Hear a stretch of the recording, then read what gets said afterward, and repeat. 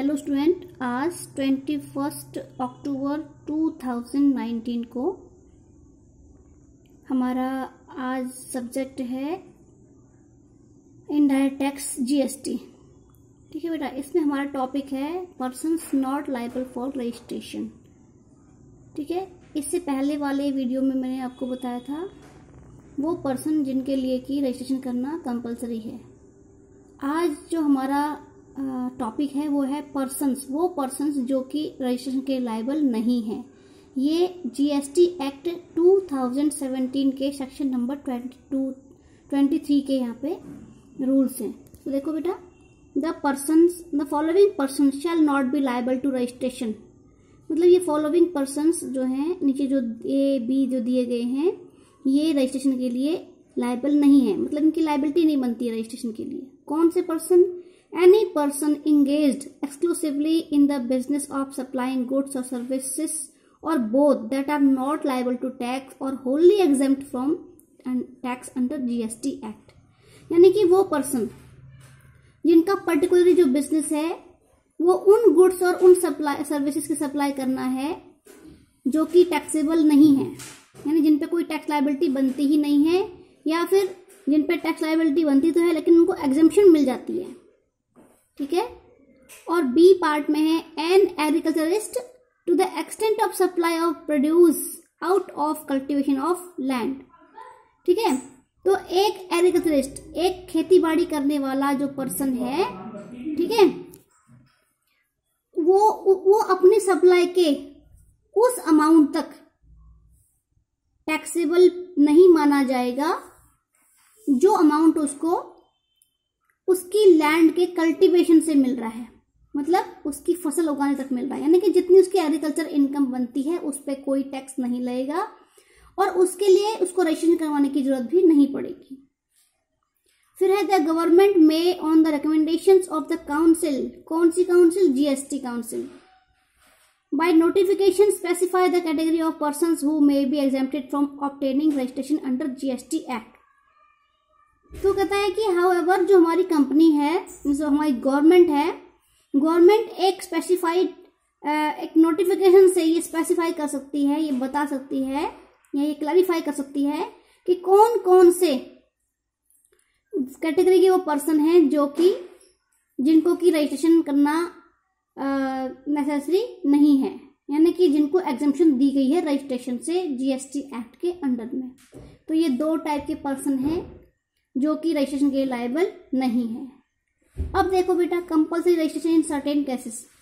अब एक compulsory registration के ऊपर एक लॉन्ग क्वेश्चन हमारा आता है और ये सेक्शन 24 ऑफ जीएसटी एक्ट 2017 का के अकॉर्डिंग इस पे रूल्स लागू होते हैं। तो देखो, normally a person is liable for registration under the GST when the aggregate turnover of the person in the financial year is above the exemption limit of 20 lakh rupees or 10 lakh rupees in special category states। ठीक है, तो कहते हैं normally एक जो person होता है, अगर उस पर्सन की जो टर्नओवर है उस फाइनेंशियल ईयर में अगर वो 20 लाख को क्रॉस कर जाती है और स्पेशल कैटेगरी स्टेट्स में अगर 10 लाख को क्रॉस कर जाती है उसकी टर्नओवर, तो ही वो रजिस्ट्रेशन के लिए लायबल होता है। लेकिन बेटा कुछ ऐसे केसेस भी होते हैं, ठीक है, यहाँ पे कि अगर लिमिट 20 लाख ना भी हो तो भी उसको रजिस्ट्रेशन के लिए कंपलसरी होता है। तो देखो, however the GST law gives certain categories of suppliers who are required to get compulsory registration even if their turnover is less than the threshold exemption limit। तो जीएसटी में कुछ लॉज ऐसे भी हैं कि कुछ पर्टिकुलर कैटेगरी के जो सप्लायर्स हैं उनके लिए कंपलसरी रजिस्ट्रेशन करना जरूरी है। बेशक उनका जो ग्रॉस टर्नओवर है वो थ्रेशोल्ड लिमिट यानी 20 लाख या फिर 10 लाख इनसे कम हो, तो भी उसको रजिस्ट्रेशन करना जरूरी होगा। ठीक है, तो देखो कौन कौन से हैं। तो सम of such suppliers who need to register compulsorily irrespective of the size of the turnover are as follows। तो देखो कौन कौन से हैं। फर्स्ट है इंटरस्टेट सप्लायर। इंटरस्टेट का मतलब जो सप्लायर अपनी गुड्स और सर्विसेज की सप्लाई करते हैं इंटरस्टेट। इंटरस्टेट का मतलब एक स्टेट से दूसरे स्टेट में, और एक स्टेट से दूसरी यूटी में, एक यूटी से दूसरे स्टेट में, एक यूटी से दूसरी यूटी में। ठीक है, मतलब कि एक ही स्टेट के अंडर में नहीं करते, वो अलग अलग स्टेट में जिनका बिजनेस फैला हुआ है, तो उनको चाहे उनका टर्नओवर 20 लाख से कम है चाहे ज्यादा है, उनके लिए रजिस्ट्रेशन करना कंपलसरी है। तो a person making interstate supply, देखो इंटरस्टेट सप्लाई का मतलब अलग अलग स्टेट में सप्लाई करता है, is liable for compulsory registration irrespective of amount of turnover. तो यहाँ पे हम उसका टर्नओवर का अमाउंट नहीं देखेंगे कि उसका टर्नओवर 20 लाख को क्रॉस कर रहा है नहीं कर रहा है, ऐसा देखेंगे। ठीक है, अगर उसका बिजनेस अलग अलग स्टेट में फैला हुआ है, वहां पे वो बिजनेस करता है, तो उसको जो है कंपल्सरी रजिस्ट्रेशन करना जरूरी होगा। ठीक है बेटा। फिर आता है हमारा दूसरा पर्सन, इसको हम बोलते हैं कैजुअल टैक्सेबल पर्सन। देखो कैजुअल टैक्सेबल पर्सन का मतलब जिस पर्सन का इंडिया में एक फिक्स प्लेस नहीं होता कि भाई उसने एक ही प्लेस पर सप्लाई ऑफ गुड्स करनी है या गुड्स और सर्विसेज करनी है, तो उसको कैजुअल टैक्सेबल पर्सन कहते हैं। ठीक है, तो casual taxable person is one who has a registered business, ठीक है, in some state in India but wants to effect supplies from some other state in which he is not having any fixed place of business। मतलब उसका अपना registered office तो एक ही place पर होता है, एक ही स्टेट में होता है, लेकिन वो अलग अलग स्टेट्स में भी अपनी सप्लाई अपना बिजनेस करता रहता है। इसको हम कैजुअल टैक्सेबल पर्सन कहते हैं। मतलब इसका एक ठिकाना नहीं होता कि भाई एक ही जगह पे ये बिजनेस करेगा, आज ये पंजाब में कर रहा है तो कल दिल्ली में करेगा, परसों ये मुंबई में करेगा, उसके बाद अहमदाबाद में करेगा, उसके बाद पुणे में करेगा, अलग अलग स्टेट पे करेगा ये। ठीक है, तो ऐसे पर्सन को चाहे इसकी टर्नओवर 20 लाख को क्रॉस कर रही है चाहे नहीं कर रही है, ऐसे पर्सन को रजिस्ट्रेशन करना मस्ट होगा। उसके बाद थर्ड पर्सन हमारा आता है persons who are required to pay tax under reverse charge. देखो बेटा रिवर्स चार्ज क्या होते हैं। रिवर्स चार्ज का मतलब होता है कि देखो फॉरवर्ड चार्ज क्या होता है, पहले फॉरवर्ड चार्ज समझो। फॉरवर्ड चार्ज तो ये होता है कि भाई जिस पर्सन ने कोई भी प्रॉफिट कमाया है, मतलब जो सप्लायर है, सप्लायर का काम क्या होता है कि गुड्स को सप्लाई करना और बायर से उसका अमाउंट ले लेना, समझ गए। लेकिन और इस अमाउंट पे उसने जितना भी प्रॉफिट ऐड किया है, मतलब जितना भी प्रॉफिट कमाया है, उस प्रॉफिट पे उसको जीएसटी पे करना पड़ता है। ठीक है, लेकिन कभी कभी ऐसा होता है कि अगर जो बायर है, यानी कि कोई सप्लायर अगर किसी ऐसे बायर को अपनी गुड्स सेल करता है जो कि अनरजिस्टर्ड पर्सन है, ठीक है, तो सप्लायर को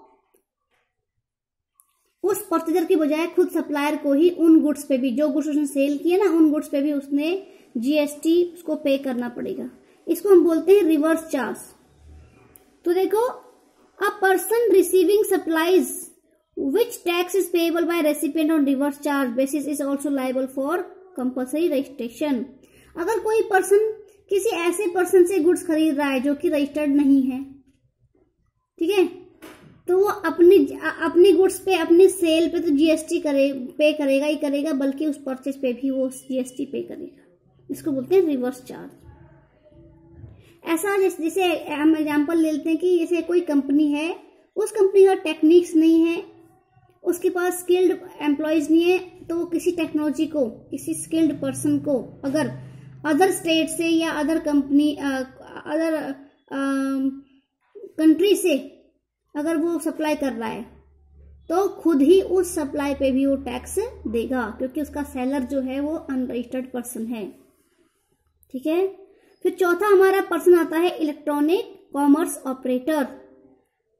इलेक्ट्रॉनिक कॉमर्स ऑपरेटर का मतलब वो पर्सन जो कि किसी ई कॉमर्स को ऑपरेट कर रहा है। तो e-commerce operator who provide platform to the suppliers to make supply through it are required to get registered। तो वो जो ई कॉमर्स ऑपरेटर हैं जो कि एक ऐसा प्लेटफॉर्म देते हैं सप्लायर्स को जिससे कि वो अपनी सप्लाई की ऑनलाइन सेल्स भी कर सकें। ठीक है, तो उनको भी जरूरत होती है कि भाई वो रजिस्ट्रेशन लें।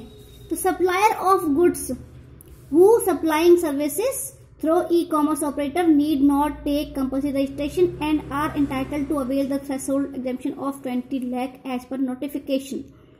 तो कहता है,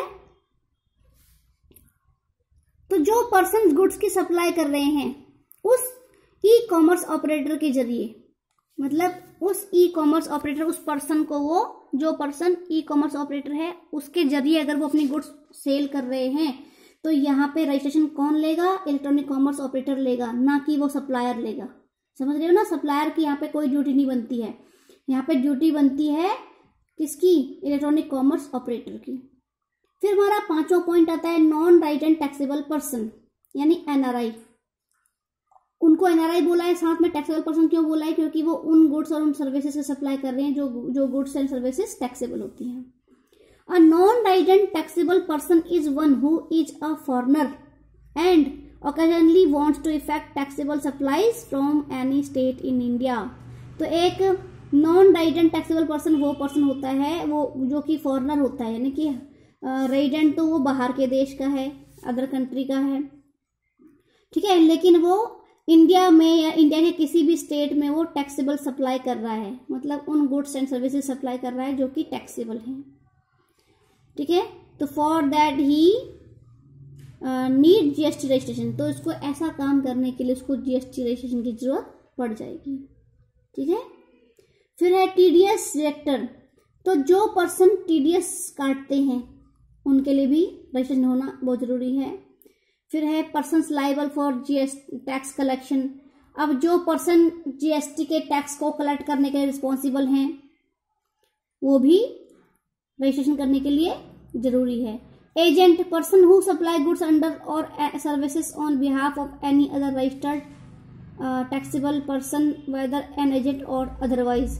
जो पर्सन अपने गुड्स एंड सर्विसेज सप्लाई अपने एजेंट्स के द्वारा करवा रहे हैं उनके लिए भी जीएसटी का रजिस्ट्रेशन होना बहुत जरूरी है। फिर है input service distributor. An input service distributor is a business which receives invoices for service used by the branches। तो एक इनपुट सर्विस डिस्ट्रीब्यूटर वो पर्सन होता है, वो एक बिजनेस भी हो सकता है, पर्सन भी हो सकता है, तो वो बिजनेस होता है। ठीक है, which receives invoices from services used by its branches। जैसे एक कंपनी है, ठीक है, उसके अलग अलग ब्रांचेस भी हैं, उस कंपनी के ही अपने ब्रांचेस भी हैं और वो खुद एक हेड ऑफिस है। तो अगर वो अपने ब्रांचेस से सर्विसेज ले रहा है और उन सर्विसेज के बदले में वो इनवॉइस रिसीव कर रहा है, मतलब वो उनसे वो सारी इनवॉइसेस रिसीव कर रहा है, हालांकि हेड ऑफिस से ब्रांच में या ब्रांच से हेड ऑफिस में इनवॉइसेस जा रहे हैं, इसको भी सप्लाई माना जाएगा। देखो, इस पे भी टैक्स लगेगा। तो इसको हम बोलेंगे input service distributor is a business. एक ऐसा बिजनेस होता है विच receives invoices from services used by its branches. It distributes the tax paid to such branches on a proportional basis by issuing an ISD invoices। ठीक है, तो ये क्या करेगा? ये जितना भी टैक्स पे किया हुआ है ना, ये इसको डिस्ट्रीब्यूट करेगा। किसको डिस्ट्रीब्यूट करेगा? उन ब्रांचेस को डिस्ट्रीब्यूट करेगा जिनसे इसने क्या लिए हैं? इनवॉइसेस लिए हैं। ठीक है, तो इनपुट सर्विस डिस्ट्रीब्यूटर वेदर और not separately registered under the act is liable for registration under GST. तो ऐसे इनपुट सर्विस डिस्ट्रीब्यूटर या ऐसे बिजनेसेस जो कि अपने ब्रांचेस से सर्विसेज ले रहे हैं, ठीक है, सर्विस लेने के बदले में फिर उनको वो जो है उनको इनवॉइसेस भी दे रहे हैं, तो ऐसे पर्सन इनको बोलेंगे इनपुट सर्विस डिस्ट्रीब्यूटर, क्योंकि ये सर्विस तो दे रहे हैं लेकिन इनपुट पे दे रहे हैं। ठीक है, और उस टैक्स को यानी कि उस इनपुट टैक्स को ये डिस्ट्रीब्यूट कर दे रहे हैं अपने ब्रांचेस में, तो उसके लिए भी रजिस्ट्रेशन लेना बहुत जरूरी है। फिर है सप्लाइंग ऑनलाइन इन्फॉर्मेशन। तो every person supplying online information and data base retrieval services from one place outside India to a person in India other than a registered person. तो हर वो पर्सन जो कि ऑनलाइन इन्फॉर्मेशन को supply कर रहा है और डेटाबेस ट्राइवल सर्विसेज को के बदले में, ठीक है, मतलब कि उन सर्विसेज को वो इंडिया के बाहर भी दे रहा है, तो उस पर्सन को, यानी कि इंडिया के बाहर जो सप्लाई कर रहा है, सप्लाइंग ऑनलाइन इन्फॉर्मेशन, ठीक है, ऑनलाइन इन्फॉर्मेशन सप्लाई कर रहा है, तो उसको भी रजिस्ट्रेशन करवाना जरूरी है। और other person such other person or class of person or as may be notified by the central government or state government on the recommendation of council.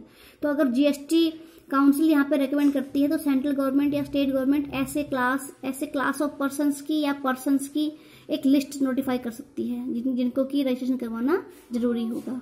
तो बेटा ये था आज का टॉपिक, ठीक है, ये थे कंपल्सरी रजिस्ट्रेशन के पॉइंट्स, ठीक है।